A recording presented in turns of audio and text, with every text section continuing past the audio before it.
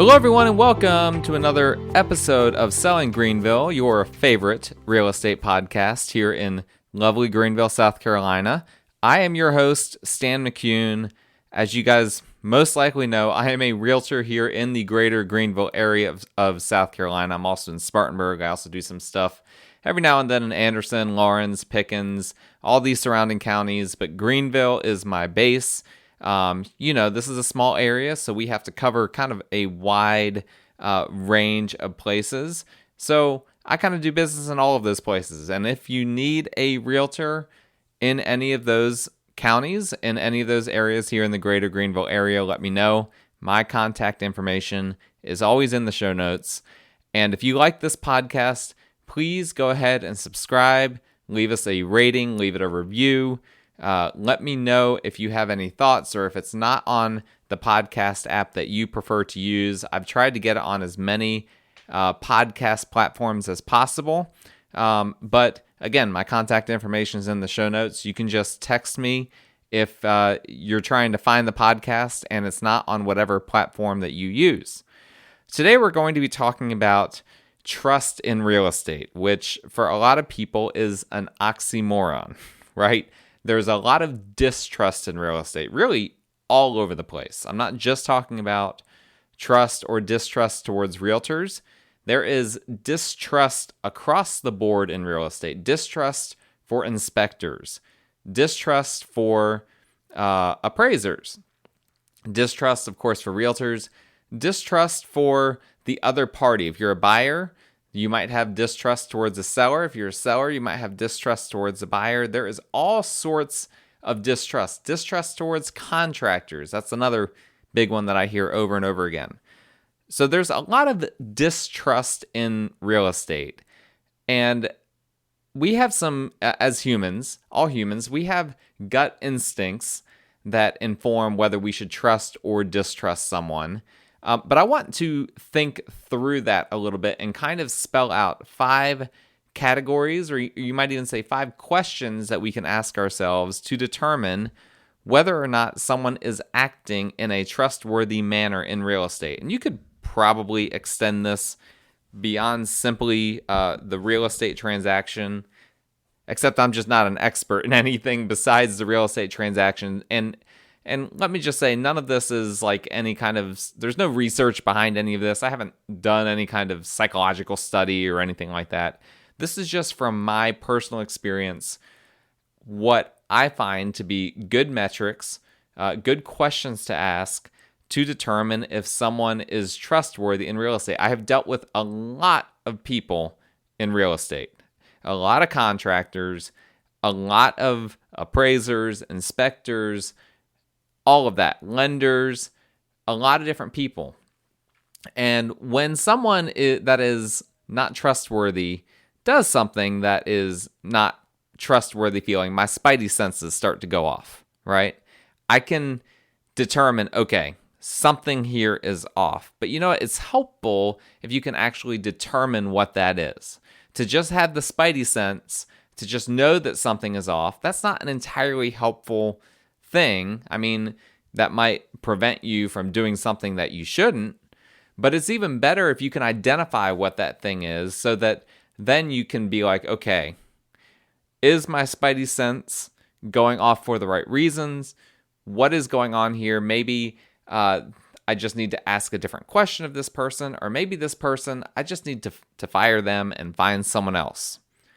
So I have here 5 questions that are kind of 5 key things that I think we can ask people in real estate, or maybe not ask them, but ask ourselves as we're communicating with people in real estate to help us determine if they are trustworthy or not. The first one is one that I think is probably the most important out of all of these. These aren't really in order, but this first one, it's first for a reason. And it is, do they, whoever it is you're talking to, again, this could be realtors, inspectors, lenders, appraisers, whatever, do they answer questions or give advice that helps you but could hurt them? Do they answer questions or give advice that helps you but could hurt them. Now, this is really, really important because there is a bit of what we call a moral hazard in real estate. Me as a realtor, when I'm communicating with my clients, and here's the thing, and I make fun every now and then of some of these real estate television shows that are out there. There's so many of them now. It's unbelievable. It's crazy how much that genre has exploded. But you always see these realtors, and what they're doing is they're following the stereotypes. And if you see realtors on movies, it's the exact same thing. Right? I was just rewatching Breaking Bad recently. I'm going back through it, and there's a situation where there's a realtor going through a house that used to be a meth lab, and she's just focused on all the positives of the house, all these great things. Oh, don't look at that. Don't look at this. This house is just going to be perfect. All you need to do is just all these little things and it'll be great. And that's the stereotype, right? These realtors that they are just trying to sell you on the house. Now, in real estate, we do have to do sales, obviously. And if I have a listing, I'm going to try to sell that house on behalf of my client.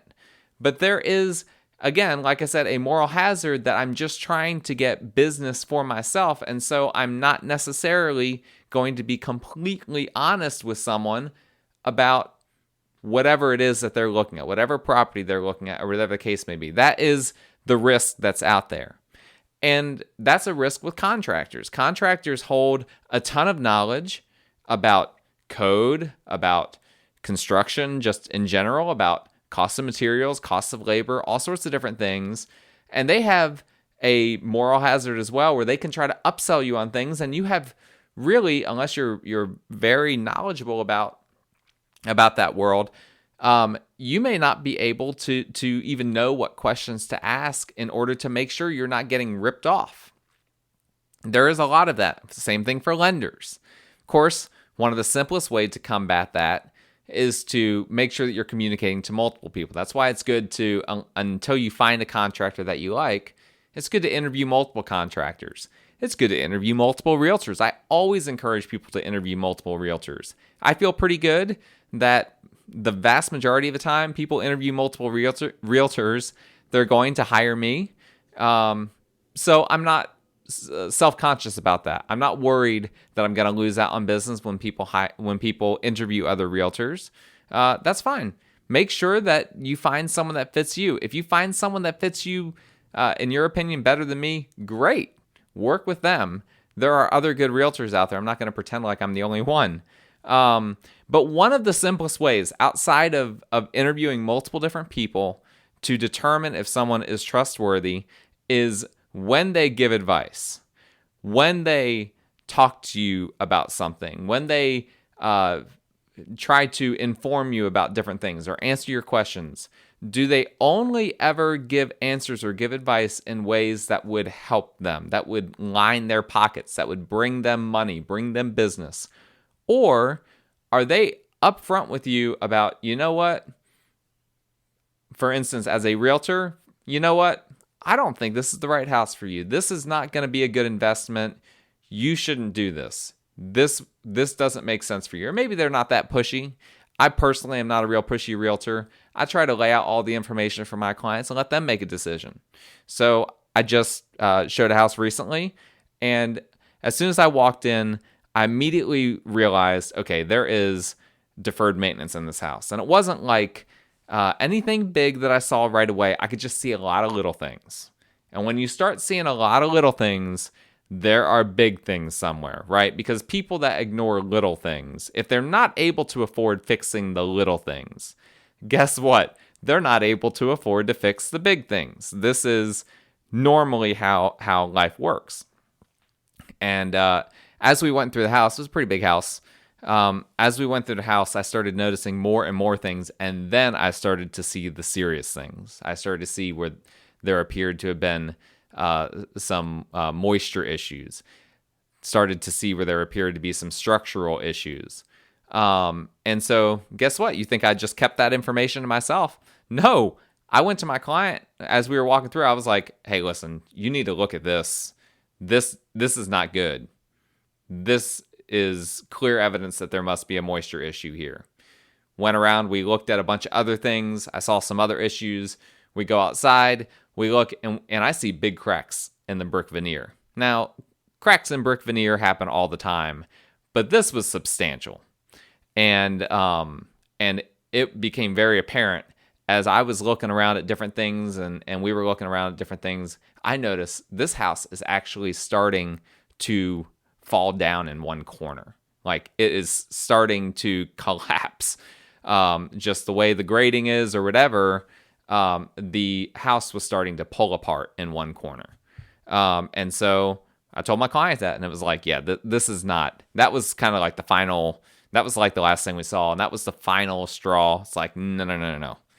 This is more than just, okay, a little bit of crack in the brick veneer. Homes settle all the time, but if a home is settling to the point that it's starting to pull away and that settling hasn't stopped, and that was what it looked like to me. It looked like the settling hadn't stopped. There are some ways you can identify that. Maybe I'll do a different podcast on that one of these days.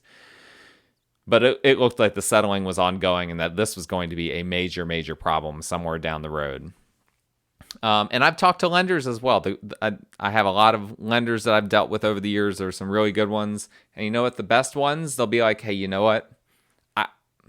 This is not going to be the type of loan that I can do for you. There are better people out there to handle what you're looking to do. Let me refer you over to them. I'm not going to get anything out of it, just goodwill. I'm going to send you over to them and they can help you out. Same thing with contractors. If you have contractors and they're looking at the house and they're like, you know what?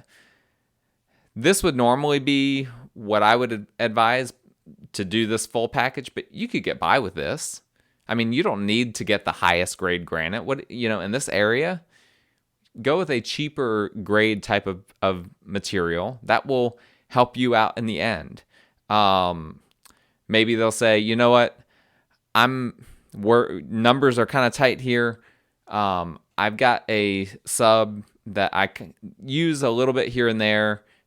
He doesn't do as great a work, but this isn't a top of the line type of project. If you're okay with it and you're just trying to pinch pennies, I'm willing to use this sub rather than my normal guy that costs a lot more and does stuff in much nicer neighborhoods than this typically. Things like that they're discussing with you the options. They're talking it through with you. They're not just saying, okay, here it is. This is what we need to do. And it just so happens that thing that we need to do is the thing that's going to bring me the most money.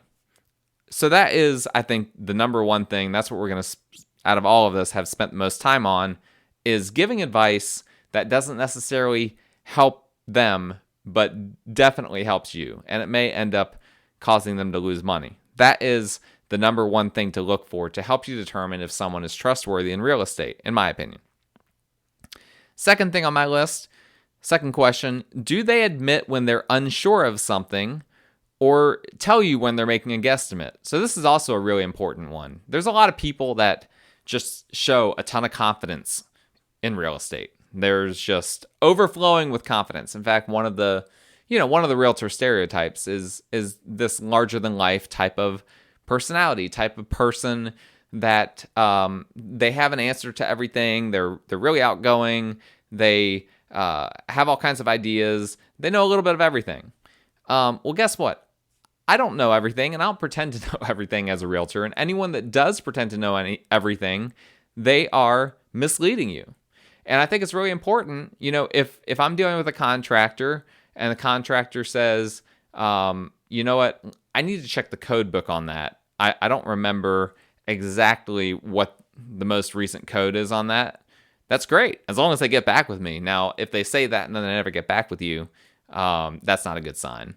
But they say that and then they check it and they say, okay, we found this out. I looked it up and this is all we need to do to bring this up to code. Easy peasy. If someone asks me, you know what do you think this house is worth? That's a question that I get an awful lot. I don't really like to answer that question off the cuff. It's not that I don't have this general knowledge of what homes are worth in different areas, but the difference between like saying something that's like $10,000 to $15,000 off and being right on the money, that's a big difference. I'd rather not just throw out, oh yeah, it's worth $350,000. It might be worth $375,000. It might be worth $325,000. Who knows? The market changes constantly. There's constantly new comps coming on the market. You also have to look at what hasn't just been sold, but what is currently on the market. And so I will tell people when they ask me that question, I'll try to give them somewhat of a helpful answer, not just completely pass the buck. But I'll say at the end of the day, I really need to go back and research this out more and actually look at all the data to make sure that I know exactly how to answer this question 100%. And that, again, that's something I think that's really important. Rather than just throwing something out there, you can throw something out there as long as that person admits that they're just throwing it out there. If I have a contractor, I might ask a contractor, "What do you think this is going to cost?" And he'll say $10,000. Just off the cuff, right? If he's just saying that off the cuff and he doesn't really know, and he doesn't admit that he doesn't know, that's a problem. And I appreciate it when a contractor is like, I'm not entirely sure, but if I had to guess, I would think it would be between like $8,000 and $10,000, something like that. I appreciate that from a contractor. That is a helpful way of framing it. That tells me that they are, or that at least is an indication that they are going to be honest and forthright with me. That's something that I think is very important to look for. Question number 3, do they provide data to back up their claims, or do they only make claims? Again, this kind of ties into the last question, but when someone says, okay, this house is worth XYZ, I'll hear this from sellers sometimes.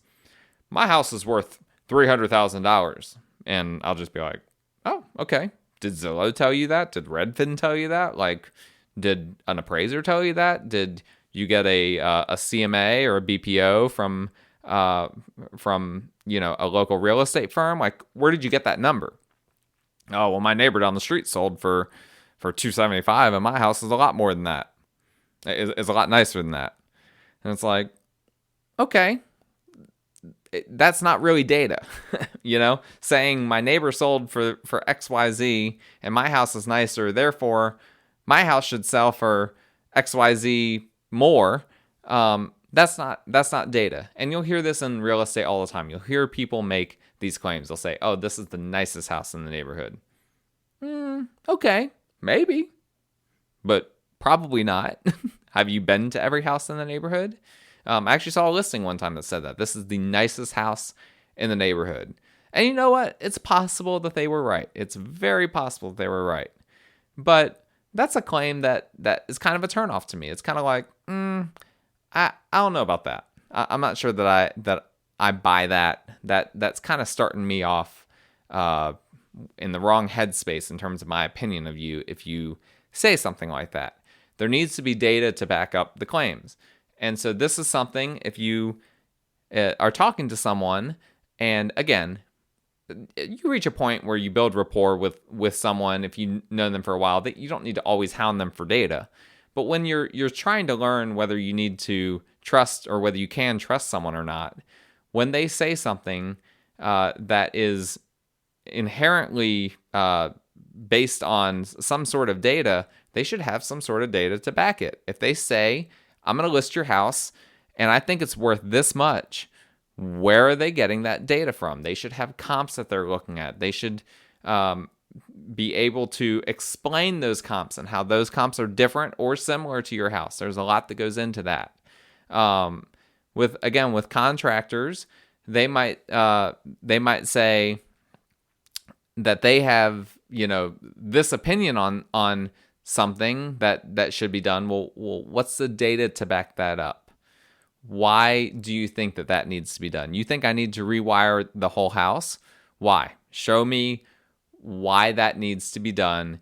Give me something other than my opinion is it needs to be done. Have a couple electricians come in and have them write a letter with their name on it that says this must be done for this reason. Or have something from the codes department that says that. Just saying that and just kind of making that claim up, that's no good. That doesn't help me. There needs to be data. If claims are constantly being made without data, that's a red flag. That's a red flag. If you're constantly having to ask for the data, that's a red flag. Hopefully, most of the time, now there are some times where we just have residual knowledge. People that are experts in a field, they might just have residual knowledge. A contractor might know, oh man, you know what? If we get this permitted, this is what the county is gonna expect us to do. Okay, they might just have that residual knowledge, and so they might not inherently know what part of the code book says that. I understand that, but if there's constantly claims being made without data to support those claims, that's a problem. That's something that is a red flag that you need to consider. Question number 4. Do they have multiple solutions to problems? This is a really important one because no problem only has one solution. No issue that you run into only has one way to address it. There's always multiple ways to skin the cat, as the expression goes. And I really look for this in everyone. Any vendor that I use, I want them to be able to provide me multiple solutions to problems, and for them to be able to tell me the pros and the cons, the plus and the minus. There's a house that I'm flipping right now, and we are doing some, there's a little front porch gable over the front porch, obviously, and we're going to do some accent siding on that, and it's going to be board and batten, and I was talking to the contractor about, okay, this is the board and batten that I want. Here's what I'm looking for. And the problem right now is it's pretty difficult. Everything is so backed up. It's pretty difficult to get the exact siding that you want. You really have to look at stuff that's in stock, and that's really limited. It's just a tough time to be doing house projects.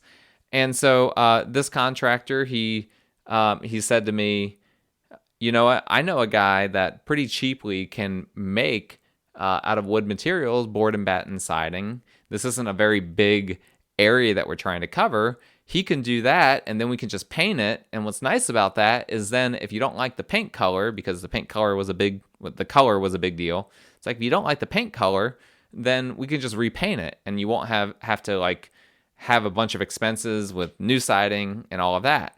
You know what? I love that. Great. That is a great solution. Didn't even occur to me that he might have someone that's able to make quality wood board and batten siding. Awesome. Yes, let's definitely do that. When I have clients that come to me or other agents that come to me with a problem, I'm always trying to think of different solutions to the problems. I always try to have not just multiple solutions at the beginning, but a plan A, a plan B, a plan C, a plan D. We want to make sure that we're able to address all the potential issues that could arise here. And there's a lot that can happen during a real estate transaction that we want to make sure that we get out in front of. So, multiple solutions to problems. That is a key indicator to me that someone is trustworthy. If they just say, nope, this is the only thing we can do. We don't have a whole lot of options here. Most things in life have multiple options, and if someone only has one option in their mind and that's the only thing that they can come up with, either they're not shooting you straight, or they're being lazy, or they simply don't know their stuff. I mean, most of the time it's going to be one of those options, because usually there are multiple solutions to a problem. And we want to make sure that the person is someone that is willing to think outside the box and be honest. And maybe they offer you solutions that they don't care for, but they can be honest with that. They can say, well, you know what? I wouldn't do this, but this is an option. I was talking to an electrician recently about scenario where there were 2-prong outlets, switching them over to 3. What all would be involved with that. And so he was explaining to me about how, yes, you can simply replace 2-prong outlets with non-grounded GFCI outlets that have a sticker that say that they're non-grounded GFCI outlets on them. And yes, you can do that. You can get by with that, but there are some disadvantages to that. Had a long discussion about grounding and how all that works and what the ramifications of that are in terms of safety and all of that. Not that I didn't know that, but I'd never had that detailed of a discussion with an electrician. So it was very helpful. And just him explaining all of that, I already knew this electrician was trustworthy, but that was him exemplifying it, that he was trustworthy. He was able to discuss the multiple different solutions and not just offer them and give prices, but talk them through. Here is what this buys. Here is what this buys. Here is how all of these things work. Last but not least, the final question for whether someone is trustworthy in real estate is maybe a bit intuitive in some ways, but non-intuitive in others. It's, do they have time for you? Do they have time to answer your questions, to talk through your concerns, to answer the phone when you call, and this is particularly true when something is going wrong, because that's when people stop answering the phone, is when they've messed up in some way, they're ashamed, they don't want to talk to you, they don't want to deal with an angry person, and it's difficult. And so, you know what? It's just easier for them just to be like, they're calling again, ignore. That's not what a trustworthy person does. A trustworthy person, a stand-up person, they're going to stand there and when that call comes through, and they're going to answer that call, knowing that they're about to have a difficult conversation. That, let me tell you, we all know, because we've all had that before, that is one of the hardest things to do, is to know that that call means something bad and to still sit there or stand there and answer it.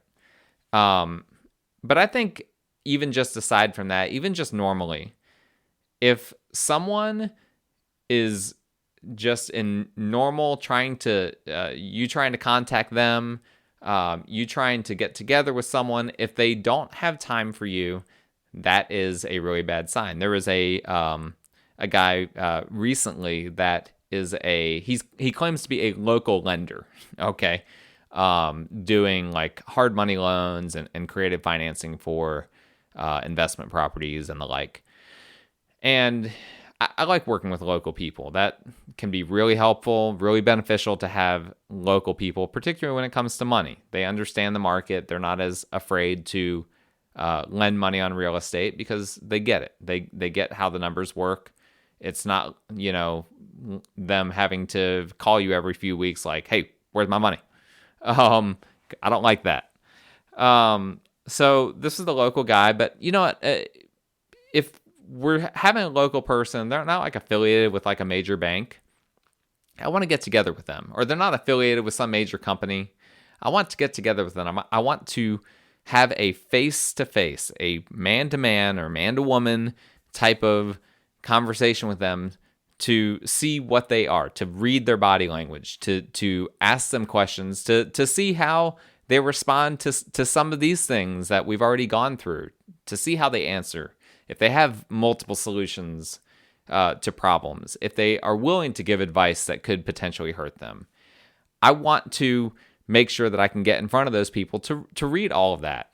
Well, this person who is quote unquote the local lender, I couldn't get him to commit to getting together with me ever. And it was like he would answer the phone, he would respond to messages I sent him, but every time I'd be like, hey, I want to get together this week. When are you free to get together? And he'd respond with, okay. Like that, I asked you a question. Like responding okay is not the answer to the question.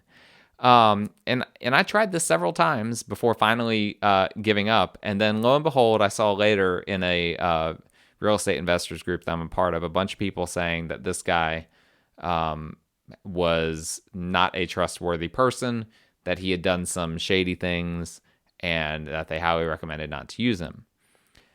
So guess what? He didn't have time for me. And you know what? Maybe it was the kind of thing where he knew if he got together with me that it would just be very clear that he wasn't trustworthy. Who knows? I have no idea what all was going on there behind the scenes, but the bottom line is that was a very important metric for me. I was not going to do business with this person or recommend him highly or at all really to anyone else until I got together with him and saw that he had time for me. When he didn't, that told me everything I needed to know. And then I found out even more than I needed to know when people that I know started to say, watch out for this guy. He's doing some shady stuff. And so looking at how much time someone has for you, whether they answer the phone when you call or call you back, whether they're willing to get together, all of those things, that tells you something about that person. They might just be really busy.